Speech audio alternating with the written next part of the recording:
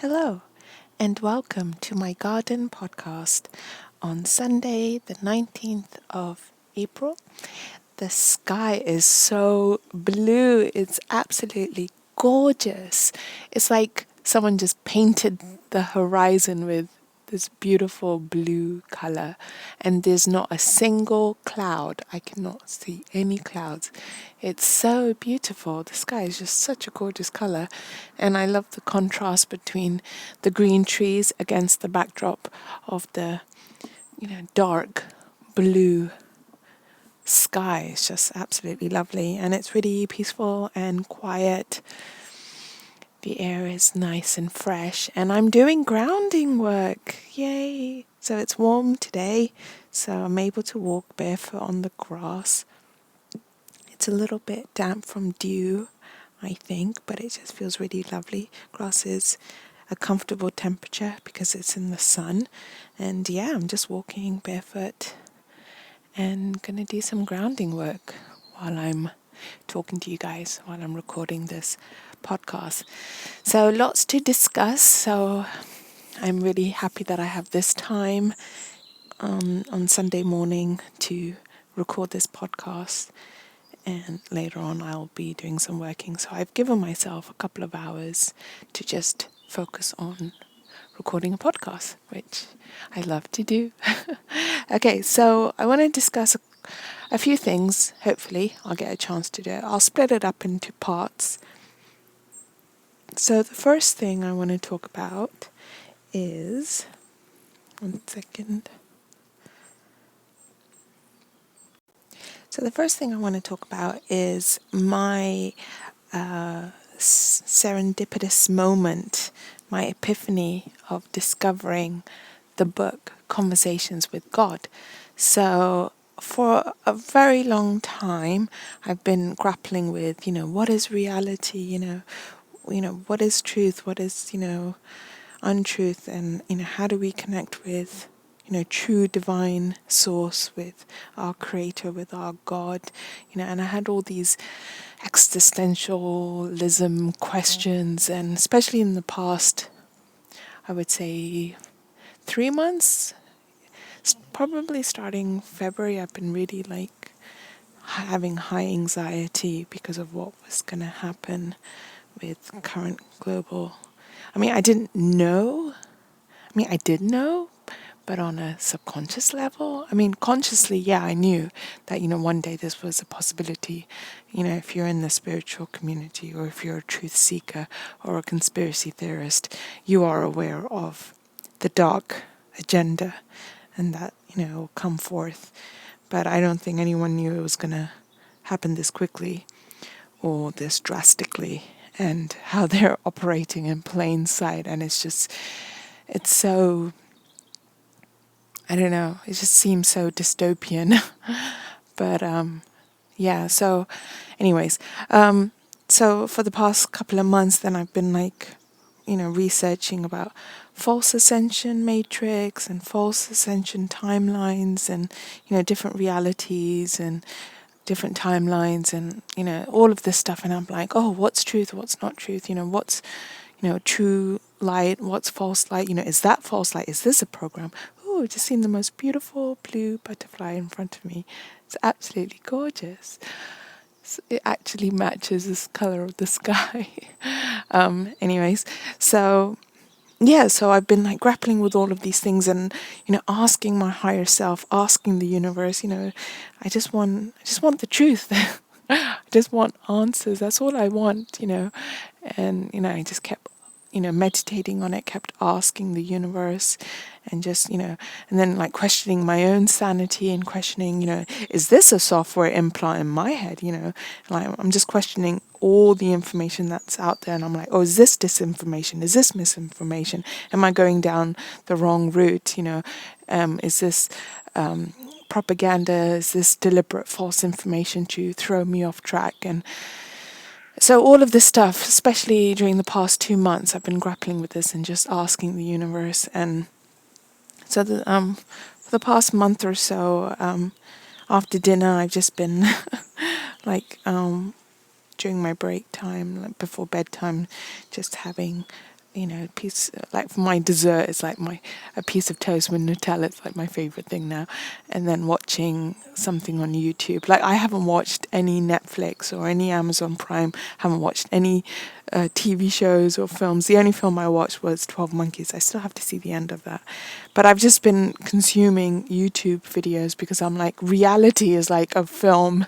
I want to know what's going on right now because, films and TV shows I can watch later when the world is back on track. And so I've been watching lots of different videos, and in particular I was watching Magenta Pixie's video. So the other night I was just watching it and listening to it, and then I felt a bit sleepy and I was like, okay, I'm just gonna close my eyes and listen to it. And then I always end up falling asleep, and then I wake up like around 3 o'clock and to some other random YouTube video that's playing. So I watch YouTube on my TV, and then when one video finishes, it just randomly, automatically plays another video, and it could be anything. Sometimes it's related to spirituality, but it's just something completely random. And so, sometimes I wake up and I'm just listening to something really random. Sometimes it's like an Eckhart Tolle talk about something. But anyway, so the other night, I'm rambling, sorry. So the other night, I was watching Magenta Pixie's video, and then I felt sleepy, so then I just, closed my eyes. I thought, I'll just take a nap. I'm one of those weirdos that I'm too sleepy to get up to get ready for bed, so I'm just going to take a nap before going to bed. I know it just sounds really ridiculous. So then, so I'm in my study room. I have a bed in my study room. It's my office where I work. So I was just listening to it, and then I fell asleep, and then I just woke up randomly at 3 o'clock to this voice, and I couldn't really understand what the voice was saying or what it was about, because I was just, when you wake up, you just don't know what's going on. And then I looked at my TV screen, and it was just this picture of the world, of planet, but it was a picture from space, and then there was like a light on top of the planet. So it was a really beautiful picture of space and the planet, and this big light shining over the planet, and this really comforting, deep voice, and talking about, connecting with God and stuff like that. And I was like, oh, what is this? I've never seen it before, and I didn't know what it was. And so I made a mental note. I was like, okay, so when I get to my bedroom, when I get into my bed, I'll look it up on my phone. Like, I can look at the history of my YouTube, what was playing when I woke up. So I got up and switched off the TV, washed up, got ready for bed, changed into my, PJ t-shirt, climbed into bed, got my iPhone out, looked at my YouTube history to see what video was playing.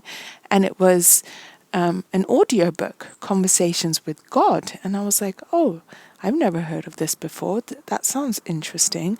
And so then I just looked at some of the comments in the video about this audiobook, and one particular comment that really moved me, it really struck me, and it was such a beautiful message.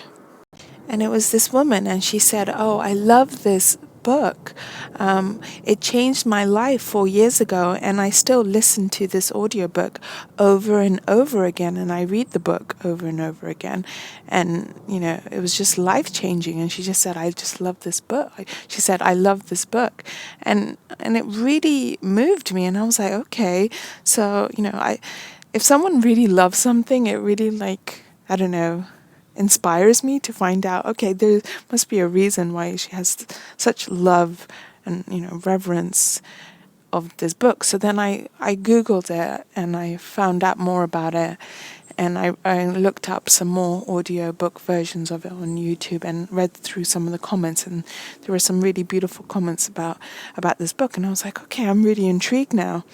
And so then I found out that it's available on Audible, and I could get all 3 books as part of a package and I think it was like £46 or something like that. And luckily, I had one Audible credit still left over from, I think from like 2 years ago. I was given present of an Audible 12 credits for a year, and I still had one credit left that I had been saving. I was like, I'm going to save this last credit for a book that, it's going to be something. So I didn't know what, but I was like, okay, I'm going to, save this one credit. And so luckily I had one credit. So I used my last Audible credit to buy the book, all three books. And so I downloaded it, and then it was around 3:30 a.m. And I was like, okay, I'm going to go back to sleep now. And I put my phone on airplane mode. I downloaded the book and I started playing it. And I was like, okay, I'm just going to fall asleep after like 15 minutes or so, and just have it on playing in the background. So then I just set a timer on my phone for my phone to turn off after 2 hours and 22 minutes. And then I was just in the dark, had my eyes closed, curled up in bed, and then I was just listening to the audiobook, and it just felt so comforting. And I was so moved. I was completely captivated. I didn't fall asleep. I might have been drifting in and out of sleep, like falling asleep and then waking up again. So I was doing that throughout the whole 2 hours, almost 2.5 hours. And there was like so much stuff that was in the book, and it moved me to tears. Like, I was just like, oh my God, this makes so much sense. And, finally I'm getting the answers that I've been searching for, especially these past few months. But if honestly, my whole life, I've always been interested in esoteric information and, wondering, what is reality, and, why are we here? How did the whole universe start?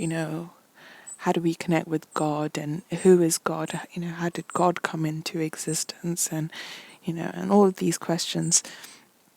And I was just listening to it, and I was just crying in my sleep. And I was just like, oh my God, this is like it just resonated me. It moved me to tears, and I was just so emotional. And I think I was crying in my sleep. So when I was like sleeping, I think I was crying, and because I could feel it, because I was so emotional. But I think I was unconscious. It's a strange feeling. And then so I was just listening to it. I was like, oh my God, this is life-changing. And I felt like I had an epiphany. And I really felt like my guides, my angel guides, the universe orchestrated me to find this book at this pivotal moment. I really believe that. It's just the way I came across it was just amazing.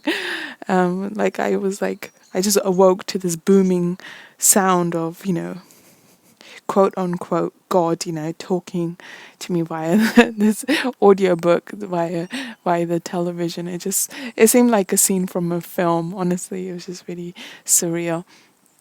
And then I had this dream, and in this dream I was standing on this kind of like hilltop and looking over at this beautiful beach, and the water was this dark blue water, and it was really sunny, and there was like loads of people around, and everyone was happy, and there were people in the sea, there were people on the beach, and I could just see it from a distance. And there was like it was like sort of like a marketplace, and people were just going about their business, and I was just, I had I was just walking through the market, and I think I came across somebody, and they were channeling. So I wasn't asking them, but I was asking God, and they were channeling God's answers, and I felt that. So it was like a woman, and I was just asking her, but I wasn't asking her, I was asking God, and she was channeling the answer. And I wanted to ask the question about, what is this? I don't want to say it because I don't want to get my video, flagged or whatever. So I'm just going to say another word. I'm just going to make up a word. So I'm just going to do like a philosophical thought experiment. So this philosophical thought experiment, imagine that you live on this planet, and on this planet there is this Lyrius that has been released, and this Lyrius is an invisible pathogen, an invisible entity. Okay, so right, so you know what Lyrius really stands for. Wink. Okay, so then I'm asked. So I remember in the dream, I'm also conscious about not saying it because I don't want people around me to hear the question I'm asking, because I'm worried that I'll get, I don't know, not arrested, but I think I just worry that, I don't want attention drawn towards me. So I'm like really figuring out a way to phrase the question. So I can't remember what I say exactly in the dream, but I say something like, what is this Lyrius exactly? How is it being transferred between these beings on this planet? What is it exactly? Is it, I don't understand, and all of these questions I was asking. And then I could hear the answers.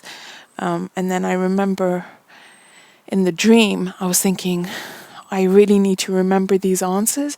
So when I wake up, I must write it down straight away. And now, and then I woke up and I was like, I don't have the words to write down the answers, but I feel the answers in my heart.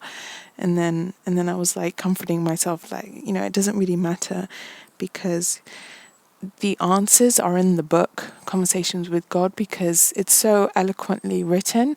Like I don't have, I can't explain it the way it's written so well in the book. So I was like, okay, I don't need to worry about it so much. And I think the message I got from my dream was like, it doesn't really matter what, this Lyrius is, or where it came from, how it was created, or how it's transferring.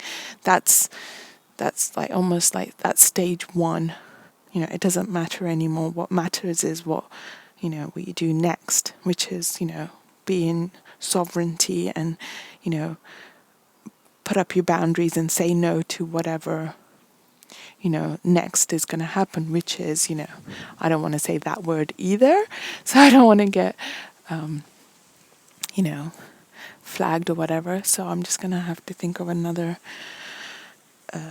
I'll say shield. So, we have the sovereign right to say no to being, having a shield injected into us as such. That's a metaphor for what I'm saying. So, and then I can't exactly remember what the other, but that was like the main message I was getting. And then it was like, connect with, and then the overall arching feeling I was having was, connect with divine source, connect with true God. And then, it doesn't matter, how you do it. It doesn't matter all the different belief systems. Everyone is just trying to have that connection, and we're just doing it in different ways. And, and it's all valid because I was like feeling like, it's like, I don't want to put words into God's words, but it's like, it doesn't really matter.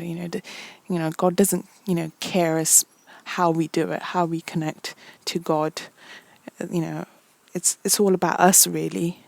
And I don't know if I'm explaining that properly, but yeah, so I had an epiphany, and I just felt this really calm and peaceful feeling over me. And then when I woke up in the morning, I just felt compelled to write my experience. Then I wrote a little story about the whole thing, and put it on my Instagram post. And I got so many lovely messages about it, which really made me feel really nice and stuff, that people connected with it.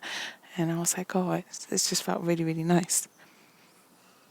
So then yesterday I just had this really lovely, calming, peaceful feeling around me. I just felt really connected with God, and and I felt like that's all I wanted. It was like a relief. I was like, that's all I ever wanted. I just wanted answers. Just wanted, the truth. That's truth for me, and that which is my reality. And it doesn't matter what other people believe and what other people think. That's their, that's their right, and that's their truth, and that's their reality. We all are creators in a sense, and whatever reality we believe in and that we create, that then becomes true. That is their truth. That is their reality. So yeah, I just loved what I was hearing, and then I listened to a little bit last night as well, right from the beginning again. It was just really lovely, really comforting. And then this morning, I was like, oh, I really want to get the book as well. So not only do I want to listen to it, but I actually want to read it as well. And sometimes I might want to quote certain paragraphs from it for my podcast and just discuss about it and just meditate on it. And I like to have a physical book. Because I don't know, I just love like highlighting it. I love highlighting certain paragraphs, and it just feels really nice to just have a physical book. I mean, I could have got the Kindle version, but I like to reduce my screen time because, I don't want to be staring at a screen all the time. So that's why, I really love physical books. So then this morning I searched online and I found all three books as a package that I could get all three volumes from Amazon. So I ordered it this morning. And then I also ordered book 4, which is amazing because it talks about how there are other dimensional beings that are coming to planet Earth to assist us. And I was like, oh, that seems really relevant for, what's happening right now. So I ordered that book as well. And I just felt really excited that they're going to be delivered to my house, I think around Friday. And then I can start reading it and highlighting it and then discussing certain parts in future podcasts. So yeah, I'm just really looking forward to it. So, so what I want to do now is I just want to read a couple of sections from the book. So because I bought the book, I got a free sample for Kindle, but I think everyone can get access to a free sample to read on Kindle, like the first chapter or so. So I got my iPad out and I'm just going to read a couple of paragraphs just to give you an idea of the energy and how it's written and everything like that. So I'm going to paraphrase it. So in the way the book is written is God is actually talking from the perspective of God, but I'm going to switch the perspective as if, you'll understand what I mean. So in the audiobook, there's an actor who actually plays the sound of the voice of God. And then that's how it's like in the book as well. Okay, enough me rambling. Let's get to it. So this is okay, one second. So this book is Conversations with God, Book 1 by Neale Donald Walsch. So so how this book came about was he was in a really low point in his life, and through frustration he got out his yellow legal pad and a pen, and he just started writing a letter to God and asking all these questions. And he was really frustrated and feeling really angry and confused, and he just wrote and wrote and wrote. And then after he finished writing, he felt like there was this force over his hand, and it was kept there. And then he started writing as if he was channeling almost. So if I just read it from what he says. To my surprise, as I scribbled out the last of my bitter, unanswerable questions and prepared to toss my pen aside, my hand remained poised over the paper, as if held there by some invisible force. Abruptly, the pen began moving on its own. I had no idea what I was about to write, but an idea seemed to be coming, so I decided to flow with it. Out came. Do you really want an answer to all these questions, or are you just venting? And so he was like, and then he writes back saying, both. He wants answers. And then, and so basically the idea of the book is he's sort of dictating, is dictation from, God's answers. So, so then the first answer he received, how does God talk and to whom? And then the answer he got was that God talks to everyone all the time. The question is not to whom God talks to, but who listens. So I thought, oh my God, that's like really amazing. So the way it's in the book, it's I'll just read it verbatim, how it's written in the book. I talk to everyone all the time. The question is not to whom do I talk, but who listens. So that's so it's actually as if God is actually talking. But when I discuss it in this podcast, I'm gonna refer to as the third person, like God is saying, just to make it clear. So this is really amazing, like the paragraph that I listened to. So I really want to discuss this. So then Neale Donald Walsh, asks God to expand on the subject further, and then this is what God says. So God says that first let's exchange the word talk with the word communicate. It's a much better word, a much fuller, more accurate one.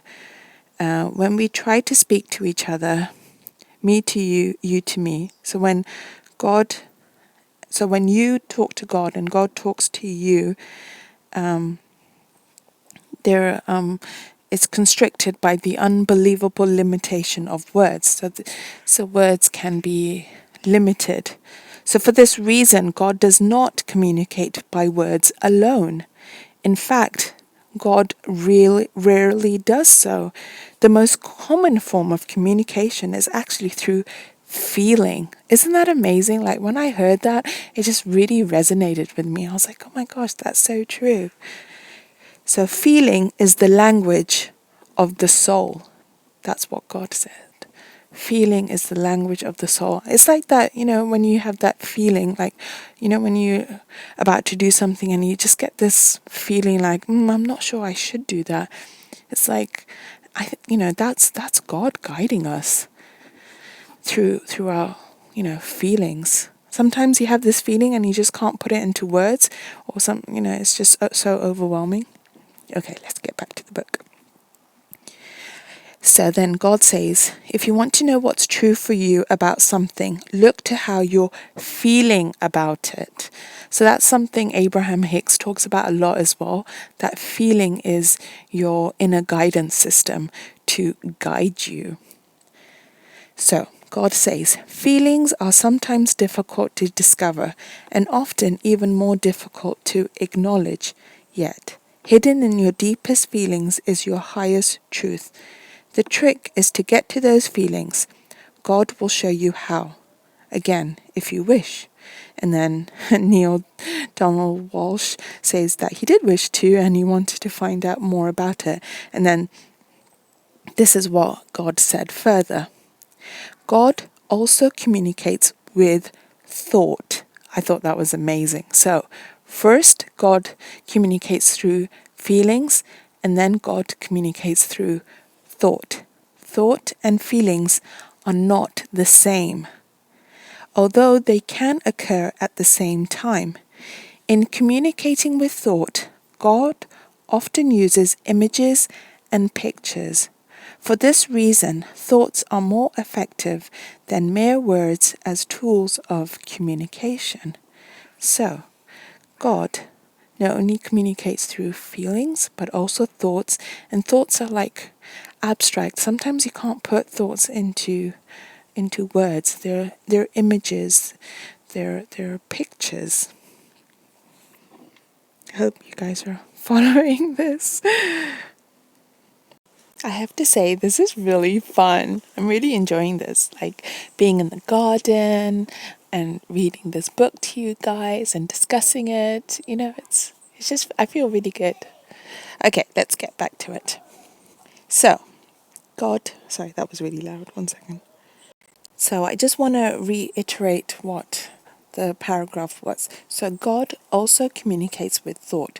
Thought and feelings are not the same, although they can occur at the same time. In communicating with thought, God often uses images and pictures.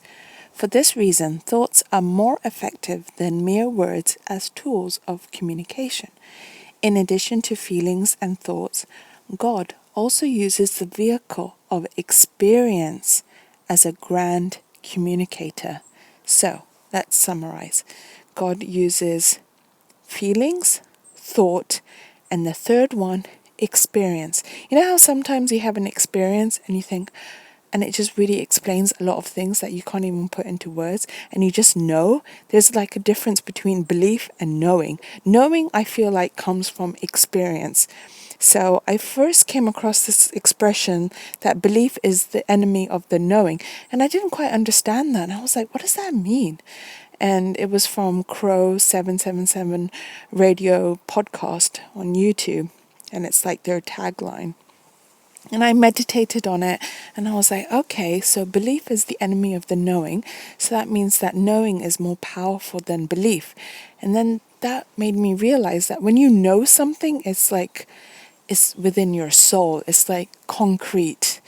It doesn't rely on faith or just belief. You know it for a certain, like, I know the sky is blue.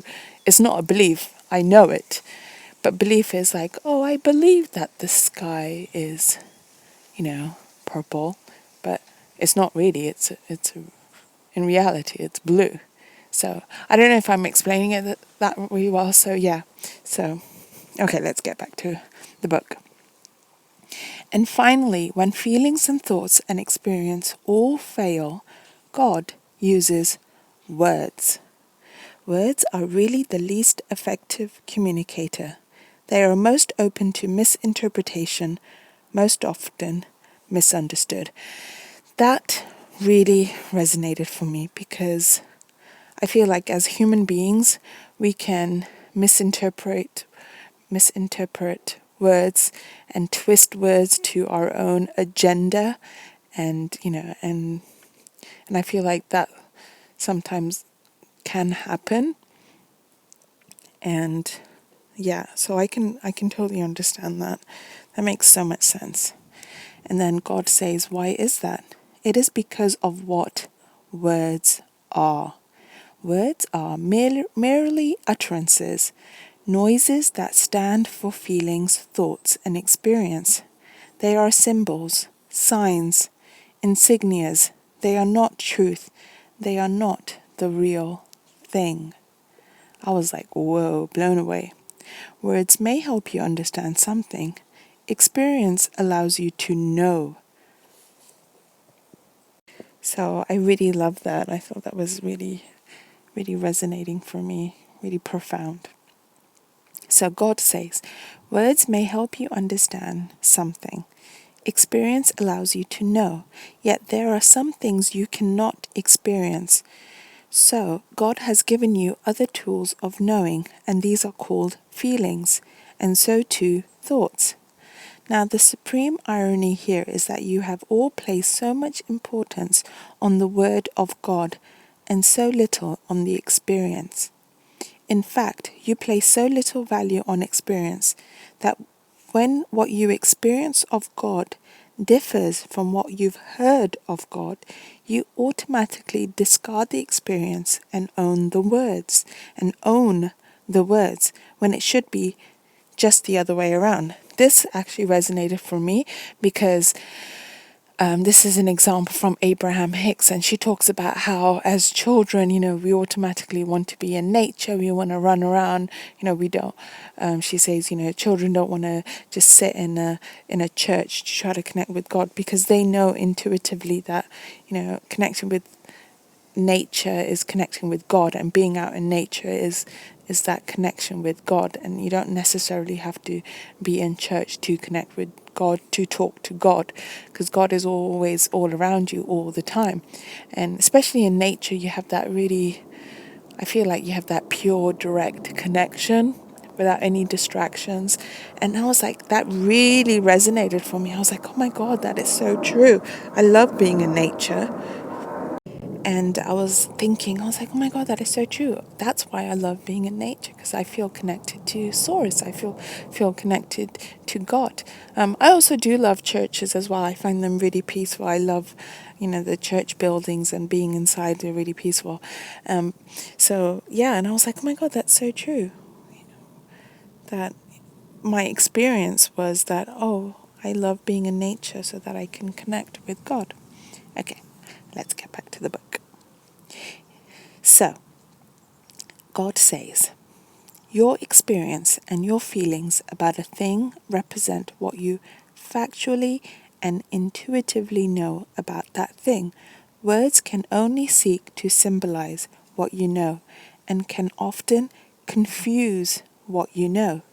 These then are the tools with which God communicates, yet they are not the methods, for not all feelings, not all thoughts, not all experience, and not all words are from God. I was like, whoa, that really struck me as well, because, we often get confused, like, oh, is this really coming from divine source? Is this really coming from true light? Or is this false light? And we can get really confused and, things like that. So I think the idea is to just go deep within and say, does this really resonate for me? Does this make me feel good knowing this knowledge? Or is this an agenda? Or is this a brainwashing method by humans because they have an agenda? So they're twisting the words of God for their own agenda, for control. So, if that makes sense. Can you see why I just love this book so much? It's just so profound. Okay, let's get to the next part. I love it. I love it. This is just so much fun for me, like reading this book and discussing it with you guys and then throwing in my own thoughts from other perspectives and other information. And you know what? It really helps me to solidify the idea into my head when I discuss it out loud with you guys. Because I feel like when I read something, it just sometimes just goes over my head. But because I'm like discussing it in a podcast format, I'm really meditating on each sentence and really incorporating it. That's what I want. I want to incorporate it into my brain, into my mind, into my soul. Okay, let's get back to the book. So, I'm just going to say the sentence again. These, then, are the tools with which God communicates, yet they are not the methods, for not all feelings, not all thoughts, not all experience, and not all words are from God. Many words have been uttered by others in God's name. Many thoughts and many feelings have been sponsored by causes not of God direct creation. Many experiences result from these. The challenge is one of discernment. That's amazing, because that is the message I kept getting from my higher self, because I was getting so overwhelmed by all the information out there. And I was like, if everything is a lie, then what's the truth? How do I find the truth between all the false information, the misinformation, the disinformation?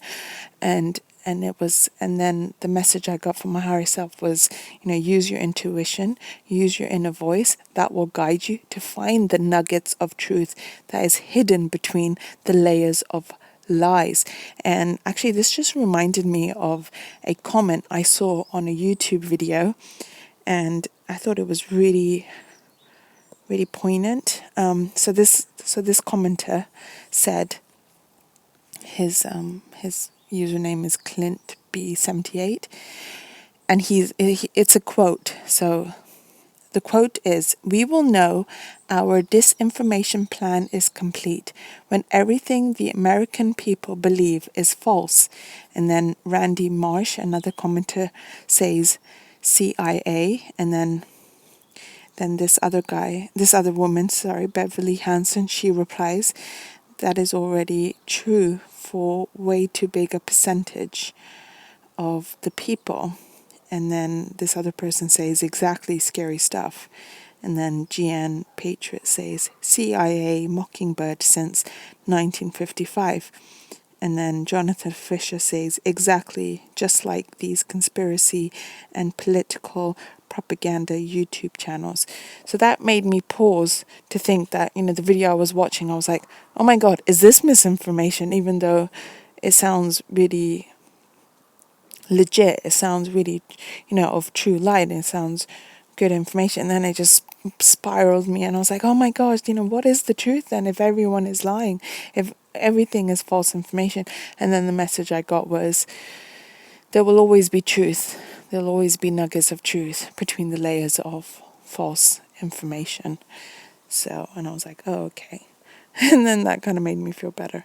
Okay, so that's the big message that I kept getting from my higher self is use your inner voice, find what resonates for you, find what makes sense for your model of what reality is. So that's what I'm doing at the moment. I'm creating, so I've pretty much like, I'm starting it from scratch, kind of like deprogramming myself from everything from what I've been taught my whole life, from my culture, from my society, from education, from school, from all the religions, from spirituality, from New Age, everything. I've like almost like collapsed it all down, and I'm like, okay, clean slate. I need to deprogram myself.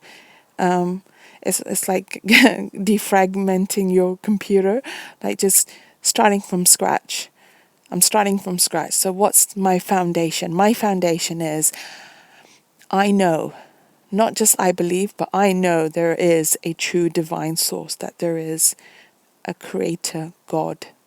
Okay, that is my foundation. And then from there, I'm going to build up my own model of what my reality is for what resonates for me. And that is going to be personal for every single individual. So what my belief system, my knowing system, my reality is going to be different from other people. I'm going to cherry pick what resonates for me from lots of different philosophical ideologies and spirituality and, religion. I'm just going to cherry pick it from all the different information that's out there to then construct my own belief system, my own reality, which resonates for me and what gives me comfort. Because the message I was getting from my higher self is, at the end of the day, it doesn't really matter. What matters is that it gives you peace and it gives you a good blueprint to live your life and to, have that peace in your heart. Because everything is valid. Like if you think it, it then becomes your reality. And so that really like gave me peace of mind. Okay, let's get back to the book. So, the challenge that God says is one of discernment, finding the truth from untruth. The difficulty is knowing the difference between messages from God and data from other sources. Discrimination is a simple matter with the application of a basic rule. And so then God says, mine is always your highest thought, your clearest word, your grandest feeling. Anything less is from another source. So God is always going to be your highest thought, your clearest word, your grandest feeling. Anything less than that, it's going to be from another source. Now, the task of differentiation becomes easy, for it should not be difficult, even for the beginning student, to identify the highest, the clearest, and the grandest. Yet, will God give you these guidelines? Yet God will give you these guidelines, and then these are the guidelines. So, the guidelines coming from God. The highest thought is always that thought which contains joy. That's amazing, because that's what Abraham Hicks talks about a lot. She was like, what is that thought that gives you joy? If a thought isn't giving you joy, that means it's not resonating with your inner being. So in Abraham Hicks philosophy, they talk about the inner being, and then in other spiritual circles, it's the higher self. It's your higher soul as such that's out in the spiritual realm that communicates with you to guide you while you're in a physical form.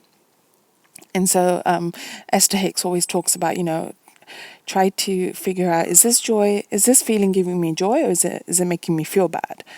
So God says, the highest thought is always that thought which contains joy. The clearest words are those words which contain truth. The grandest feeling is that feeling which you call love. Joy, truth, love. These three are interchangeable, and one always leads to the other. It matters not in which order they are placed. That is so true, because that's how I felt as well when I discovered this book, Conversation with God. I finally felt like I've found the truth, and that gave me joy, and that gave me a feeling of love for, it kind of gave me love for this whole, situation we're experiencing at the moment, because it gave me the opportunity to go within, because the biggest message I kept getting from my higher self was go within, go within. And I was like, what does that mean? And now I understand is, the answers that I've been searching for, I could only get them during this lockdown, through this period of stripping down all the distractions that we have and just going within, being at home and just connecting with God and meditating on philosophical and spiritual ideas and researching and things like that. This actually reminds me of something that Magenta Pixie talks about. I can recommend you listen to her video because she explains it really well. Let me look it up, what the title of the video is, so you can look it up. 1 second. Okay, so the video is called 3-Step Process to Stargate Ascension in Lockdown. Full monadic download. Oh, sorry. My YouTube just talked and it just scared me. 1 second. Okay, sorry about that. Okay, so let me just say that again. It's Magenta Pixie 3-Step Process to Stargate Ascension in Lockdown, full monodic download. And in this video, she talks about how she had this astral traveling experience where she traveled to the asteroid belt and communicated with other beings, and she was given this download of, how can we get back onto the positive timeline. How do we go on to the ascension, the natural organic ascension of planet Earth, and how do we align ourselves to that reality, to that timeline. And that's something I've been pondering about as well, because I've been feeling like, oh no, I'm stuck in this false negative reality with what's going on right now, and like, how do I get out of this reality, out of this timeline, and onto a more positive, organic, ascending timeline. So in the video, she explains how to do that. So I recommend you watch it, because I'm going to probably butcher it with my explanation. But in summary, it's a 3-step process. So the first step is that, and it's so weird because when she said it, I was like, oh my God, I already did this naturally without even knowing that that's what I was doing. And she actually said that. She was like, most of you will already have done it intuitively. You would have been guided by your higher self to do it. And I was like, oh my God, that's so true. And it was like so weird. Okay, so the first step is that you research and you learn and you are aware of the dark agenda. So that you research everything, you're aware of what the dark agenda is, what the real agenda is from the dark. I don't want to say their name. I don't want to say the name of the group because, for reasons. So I'm just going to call it the dark agenda, or I'm just going to call them the dark ones. So the first step is you research and you're aware of the dark plan, the dark agenda, and then the second step is that you stand up for your rights, as in you step into your sovereignty, and you declare that I do not give consent to, whatever they're pushing. You know what they're pushing. So you say, and you can make that like a public declaration, or you can make it a private declaration. You can write it down, or you can just say it. I do not give consent to, I don't want to say the word, but I'm going to use a substitute word. I do not give consent to being injected with a shield, and I do not give consent to being microchipped. You can, it's just like, it's a statement to declare your sovereignty. And so then she talks about how some people have questioned that, saying, oh, you're saying that, and that's like negative manifestation, because the law of universe works that whatever you say that you don't want, you'll get more of it. And she was like, yes, that is true. That is why you have to do step 3. And step 3 is giving love to the dark side. And I was like, oh my God, how do you do that? I just feel like I can't do that. And then I was like, oh, I can do it in a way that, I can twist it in a different way that actually doesn't feel fake for me. Like, oh, I'm just giving love to the, dark side. And she was like saying, the dark side is an aspect of you. They just incarnated on the other side of polarity. And if we think of it as in, we all have a dark side, so you can give love to the dark side. Because when you give love to the dark side, then it's not a negative manifestation. So what you can do is that you can say, no, I do not give you the right to blah, blah, blah, but, I'm sending you love. But no, I don't give you the right. I am saying no. So you're drawing your boundaries, but then you're also giving love. And so the way I've done it is, so the first step I did all the research, about everything, the dark agenda, what the big plan is and how they're doing it. And it's just, so I did that stage, and the next stage was, I cleared my sovereignty, and I'm like, no, I've decided I will say no to, the V word, and to getting microchipped, whatever, that they've planned. I have a right to say no, and to not have things put into my body against my will. That's my a divine right as a human being, and that's my God-given right. That's my birthright, and we all have that. And so then the third one was that by me giving love is by me showing gratitude. So for me, it's like, oh, I feel really grateful. So the way I'm giving love is doing it as a form of gratitude, like, I feel grateful that I've had this opportunity to go within and to find my answers and to connect with God, and to, have that peace of quiet and that silence. And then also recognize all the people that have passed away, and, giving love to them, and hopefully they have found peace. And for those people, I want to carry on and find the truth and get to the truth, and do it for them, for those people that have passed away, and I sending love to them, and hope that they have peace on the other side. And so so the way I've been doing the third stage of love is showing, what am I grateful for? That, we are in lockdown at the moment, and, our freedom is being taken away from us. How can I turn that around? What can I look for to be grateful for? So I'm grateful that I can. So this was inspired by Helen Keller's book. She wrote this amazing book, and she was this amazing woman. She was blind, and she was deaf, and she had so much courage, and I found that so inspiring. And I was thinking about how Matthew Hussey was talking about how, blind people are saying that, people who are, the gifted, who are, able to see, they're really struggling with the lockdown. And then it just really humbled me, and I was like, eventually we're going to be let out of this lockdown. It's not going to last forever, and we will be able to, go out and see the outside world again.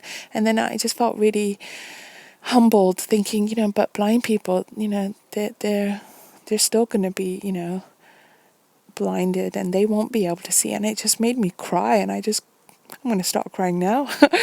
It just made me cry, and I was just like thinking, oh my God, I'm so grateful that I can see, and that this lockdown is just temporary. And it just it switched, in my head, and I stopped pushing against the resistance of being locked down and having our freedom taken. And I was like, what?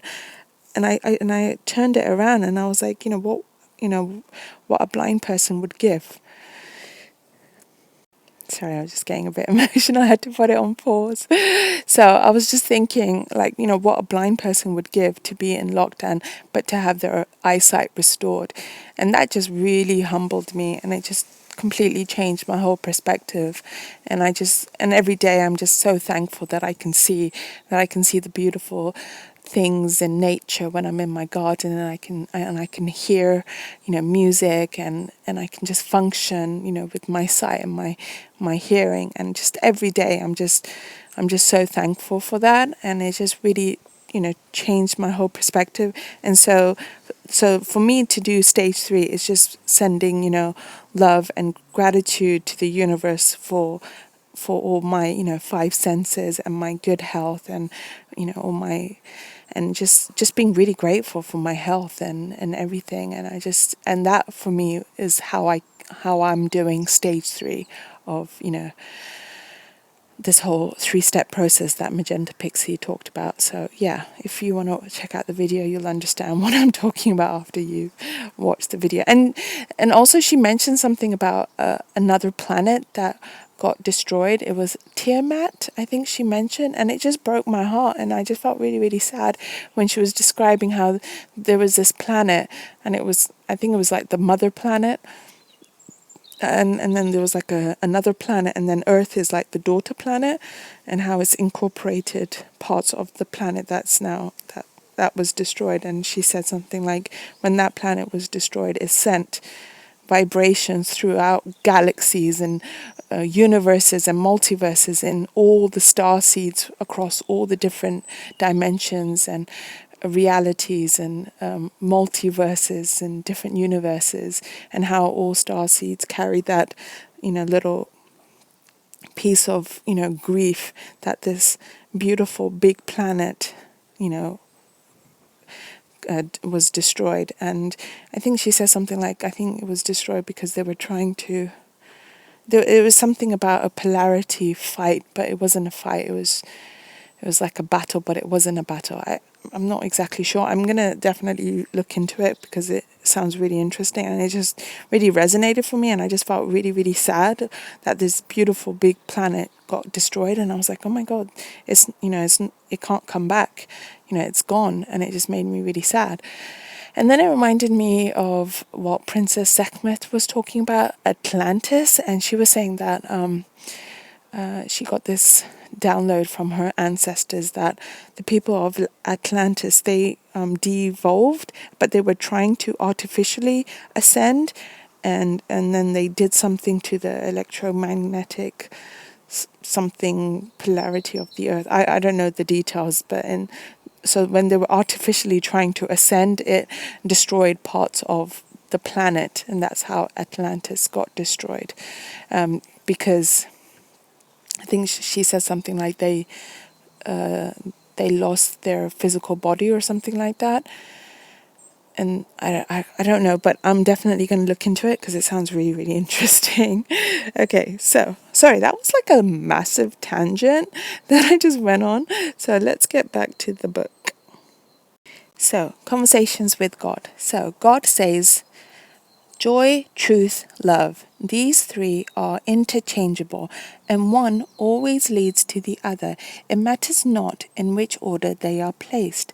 Having with these guidelines determined which messages are from God and which have come from another source, the only question remaining is whether God messages will be heeded. Most of God's messages are not. Some because they seem too good to be true. Others because they seem too difficult to follow. Many because they are simply misunderstood. Most because they are not received. So, God's most powerful messenger is experience. And even this, we as humans, we ignore. Especially this, you ignore. Your world would not be in its present condition were you to have simply listened to your experience.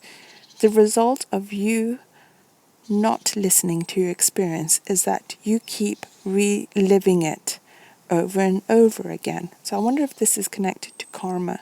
How, the idea of karma is that if we don't if we don't learn the lesson, we just keep repeating the cycle. And I feel like that is definitely true for me, from my life experience. Like the same pattern will happen over and over and over again. Like for me, it was narcissistic people in my life. Like I would always attract narcissistic people, and I would see the same cycle repeat over and over again. It wasn't until I became aware of this narcissism. Like I didn't even, like I always heard of the word, but I didn't really know what it was. And I knew about the Greek mythology of how, it's narcissism, where it comes from. But then when I studied it, like I really delved deep into studying what narcissism is, what their personality traits is, what their playbook is. It awakened me, and I was like, oh, and then it helped me to break the pattern and for me to spot narcissistic people, and for me to then distance myself from them and to protect myself. Like you can give love to somebody, you can wish them well, wish them love, and block them and remove them from your life, but in a way that you're still sending them love and you forgive them. But it doesn't mean that you want their negativity in your life, you want their toxicity, because you can choose who you want to be in your life. And if someone doesn't make you feel good and they're draining you, you have every right to draw that boundary and say, you know what, no, I'm not going to take it. And that is really powerful, because then you're not in victim mode, you're in powerful sovereignty mode, and you're standing up for yourself, because nobody else is going to do it for you. You have to do it for yourself. So yeah, okay, so the result of you, so God is saying, the result of you not listening to your experience is that you keep reliving it over and over again. For God's purpose will not be thwarted, nor will God be ignored. You will get the message sooner or later. So it's like that aha moment when sometimes you have to hit rock bottom to finally get the message, like, oh, okay, so this is the karma pattern that keeps breaking. Maybe you've inherited it from past lives if you believe in reincarnation. If you don't, that's totally fine. You could think of it as just past karma in this current lifetime that you've repeated over and over again. And it's only when you break the cycle that you are then free. Okay, so God will continue sending you the same message over and over again. So that's true as well. When people say the universe is going to keep sending the same message until you hear it, until you stand up and you break the cycle of karma. So God will keep sending the same messages over and over again throughout the millennia and to whatever corner of the universe you occupy. Endlessly, God will send you God messages until you have received them and held them close, calling them your own. God messages will come in 100 forms at 1,000 moments across 1,000,000 years. You cannot miss them if you truly listen. You cannot ignore them once truly heard. Thus will God communication begin in earnest. For in the past you have only talked to God, prayed to God, interceded with God, beseeching God. Yet now can I talk. So now can God talk back to you as God is doing right now in this conversation that he was having with Neale Donald Walsch. And so then Neale says, how can I know this communication is from God? How do I know that this is not my own imagination? This is such an amazing question, because this is a question I have asked so many times to myself, to my higher self, to the universe, to my angel guides. And I just say it generally. I just, even to when I do angel calls for my friends, and I just think, am I just making this up? But then they come back to me and they say, that was really true what you said, that really resonated. And then, and if something happens, they're like, oh, you already said it, and then this happened. And I was like, and then the skeptic inside me is saying, oh, maybe I just made it up. Maybe it's just my imagination, or maybe it's just a coincidence. It's because I just have this skeptical voice. Maybe it's from my science background, or maybe it's just,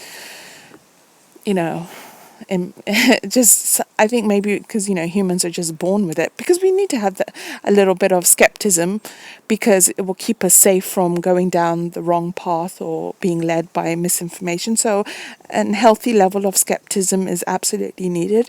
And I'm a Pisces, so I have a really vivid imagination. I love daydreaming. So I always have that question. I ask, this information that's popping into my head, is it really from my higher self? Is it really from my angel guides? Is it really from the spiritual realm? Is it really from, divine source? Or is it just my imagination? Am I just making it up for myself?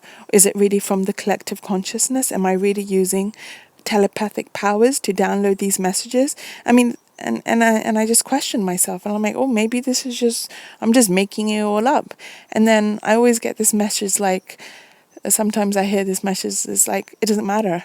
Even if that's true, does it matter if it's from your imagination or if it's really from true divine source? The message is it still resonates for you. It still makes an impact, and it makes you feel good, and it makes sense. So even if, we go down the philosophical thought experiment, like, yeah, you just made it up, or it's from you anyways, the message is still good. So it doesn't really matter. That's the message I always get. And I was like, oh, okay. So I just absolutely love that Neale asked that question to God, like, how can I know this communication is from God? Yeah, so that's another thing. I'm like, oh, how do I know that this message is really from true divine source, from true light, and not from false light? Or what if this is from the dark side and they're leading me to, the wrong path? And then the message I get from my higher self is, no, then you look within, then you see, is this message giving me joy, love, or truth, or is it making me feel bad? Because then you can then figure out if it's false light or true light. So Neale says, how can I know this communication is from God? How do I know this is not my own imagination? And then God answers, what would be the difference? And I was like, oh my God, that sounds so good. Do you not see that God could just as easily work through your imagination as anything else? God will bring you the exact right thoughts, words, or feelings at any given moment, suited precisely to the purpose at hand, using one device or several. You will know that these words are from God because you, of your own accord, have never spoken so clearly. Had you already spoken so clearly on these questions, you would not be asking them. I love that. I absolutely love that, because that really makes sense to me, because from my own experience, so we're going back to the whole go back to your experience. So sometimes when I get these downloads, so in the spiritual community, we call them downloads. So they're just pockets of information that just pop into your head, and you could just be minding your own business, going about your day, getting ready, and they just pop into your head, and you're like, whoa, where did that come from? And you have no choice but to write it down, because you just have to write it down, because you're like, ooh, this is really good. I don't want to forget it. So I mean, for me personally, it happens sometimes in the morning when I'm like brushing my teeth and I'm just, getting ready in the morning, washing up. And then I have to stop and get my iPhone out and write it down. It's like sometimes I have like my toothbrush in my mouth still, and I'm like writing it down on my phone, because I don't want to forget it. And then when I read it back to me, I'm like, I could not have written that. If somebody told me, okay, sit down and write that, I would not be able to write that, because I'm like, wow, that's really good. I mean, not to toot my own horn.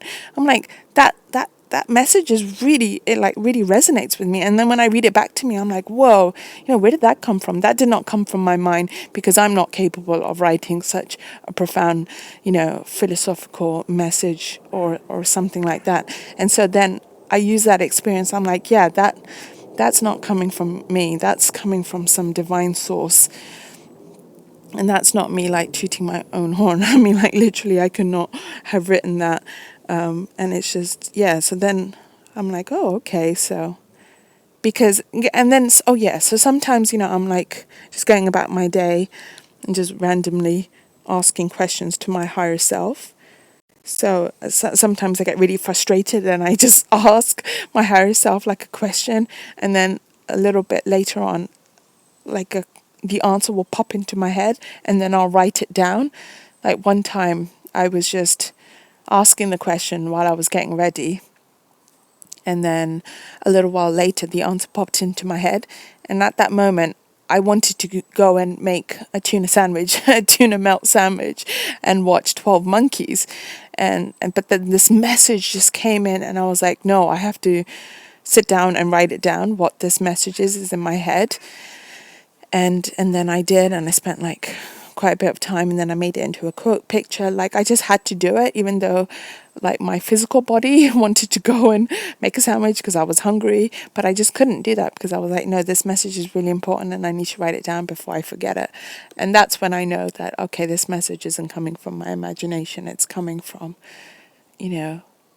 from somewhere else. I don't know exactly where, maybe the spiritual realm, maybe my angel guides, maybe from my higher self, maybe from the collective consciousness, from other human beings that I've telepathically connected to. If you understand the concept of collective consciousness, we all are all connected. Like, there's this ocean of thoughts that we all can tap into from all our past generations, from our ancestors, like millions of years of information, however long, beings have been on this planet. I don't know how many years that is, or from, true divine source. Okay, so God says, "You will know that these words are from God because you of your own accord have never spoken so clearly. Had you already spoken so clearly on these questions, you would not be asking them." That is so true. If you already knew the answer, you wouldn't ask the question, would you? So the fact that you asked the question and then you got the answer, that means it's not from you, because you wouldn't have asked the question in the first place because you already would have known the answer, which I thought was brilliant. So then Neale asks the next question.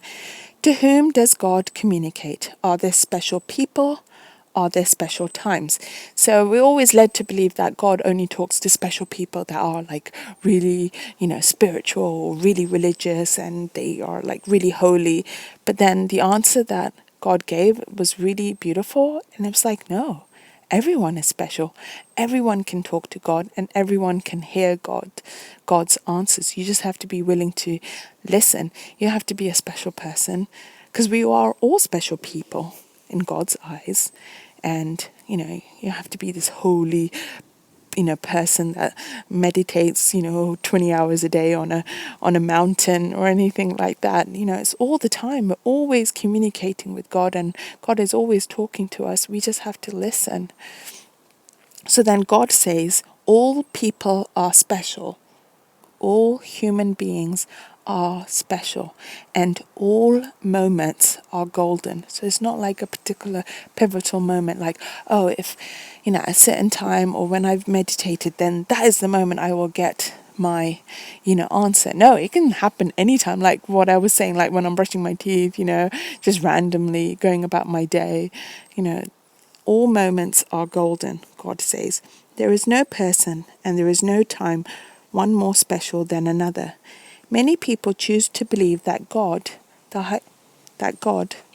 communicates in special ways and only with special people. This removes the mass of the people from responsibility for hearing God's message, much less receiving it, which is another matter, and allows them to take someone else's word for everything. You don't have to listen to God, for you've already decided that others have heard from God on every subject, and you have them to listen to. By listening to what other people think they heard God say, you don't have to think at all. I thought that was amazing, because that actually reminds me of something Phil Good talks about. Like how when he first started awakening, he wasn't listening to other channelers and other spiritual people in the community and other spiritual teachers. He was like, no, I just want to connect with divine source myself. I want to connect to my guides myself directly, and just block out other people's, thoughts and ideas so that I can figure out what my message is and what my thoughts are. And I thought that was really profound. And then this also reminds me of something Chase Jarvis says. So he's a creative person on YouTube. He talks a lot about productivity and creativity. So Chase Jarvis, he's this creative person on YouTube, and he makes a lot of content about how to be creative, how to be productive. And so somebody asked him a question is like, first thing in the morning, do I consume other people's content or do I create my own? And he says, create your own first, and then you can look at other people's work and give them feedback, and or look at other people's work for inspiration or anything like that. But he was like, you need to work on your own work. You need to work on your own art, your own creative stuff first. And I was like, that makes so much sense, because that's what I do. Like first thing in the morning, I'm like, I don't check as Instagram or anything like that. I'm just in my own little bubble, and I just work on my own creativity stuff. And then once I've produced it, then I'll go online, I'll upload it, and then I'll look at other people's work and see what other people are doing and stuff like that. But the idea is that you create your work first, because then you're not distracted or you're not influenced by other people's work. It's good to be influenced by other people's work, but it's also good to just have a clean slate to then find your own voice, and then that is what is authentic, because that is what will make you different from other people. So a lot of people ask, like, how do I find my voice? How do I find, my own brand as such? How do I contribute to the art community? How do I contribute to, and when I say art, I mean everything, like, all aspects, music, writing, art as actual art, photography. How do I contribute? How do I make my work unique? And the way you do that is, you are authentic. You produce things that are really what you love to produce and what resonates for you. Because I in the beginning I was like, oh, when I made my Instagram page, I'm like, oh, there's so much amazing stuff out there. How can I contribute? And then I was like, you know what? I'm just gonna start making stuff that I love myself, and then just see how it goes. And that's how I slowly started to build my Instagram page, because I just produce stuff that I just love to produce just for the sake of it.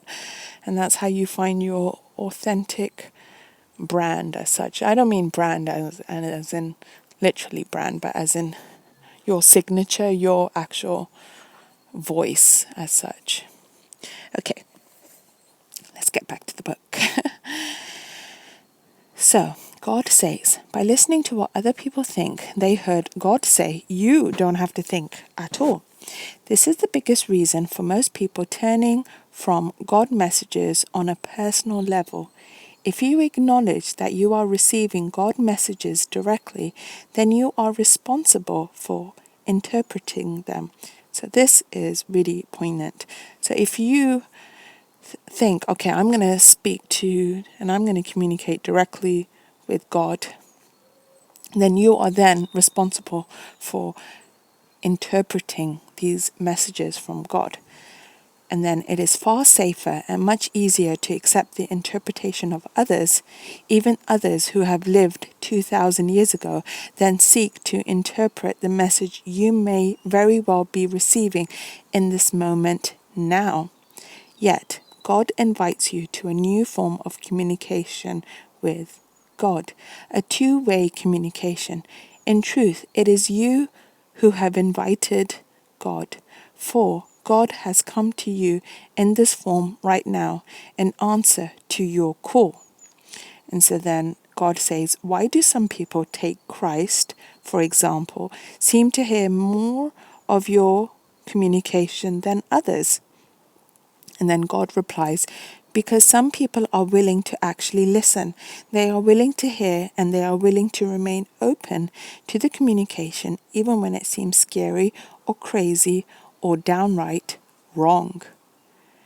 And then Neale says, we should listen to God even when what's being said seems wrong. And then God says, especially when it seems wrong. If you think you are right about everything, who needs to talk with God? Go ahead and act on all that you know. But notice that you've all been doing that since time began. And look at what shape the world is in. Clearly, you've missed something. Obviously, there is something you don't understand.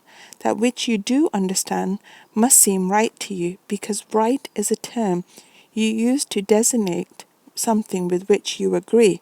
What you've missed will therefore appear at first to be wrong. So that's really interesting because, we've all been programmed from, our cultures, from our families, from a young age, from our parents.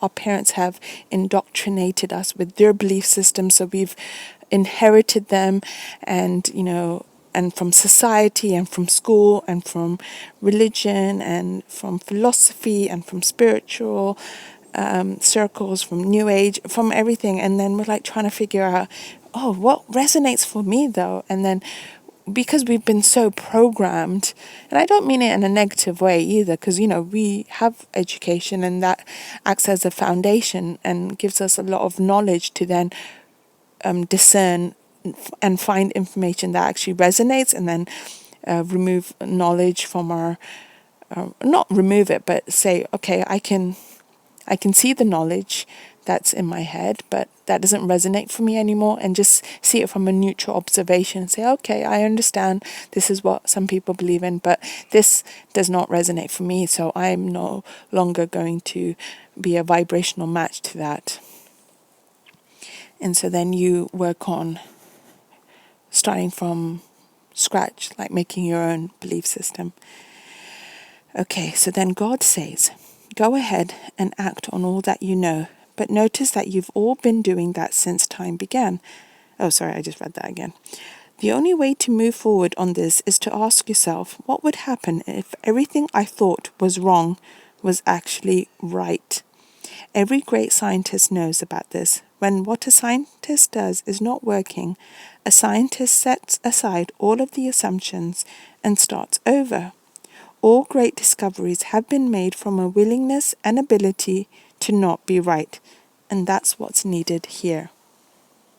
So I see that this podcast is getting really long, so I'm just going to wrap it up by just finishing off this particular page, and then in the future I'll come back to this chapter and discuss more things from it. I imagine this is going to be like a series of podcasts, because I just feel so moved by this book that I just feel this strong urge to discuss it.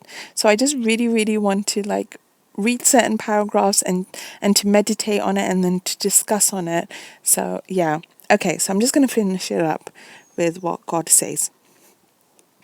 So basically this actually reminds me of what someone once told me, that you should be prepared to change your ideas of what you thought was true if you're presented with new information. So we can't keep holding on to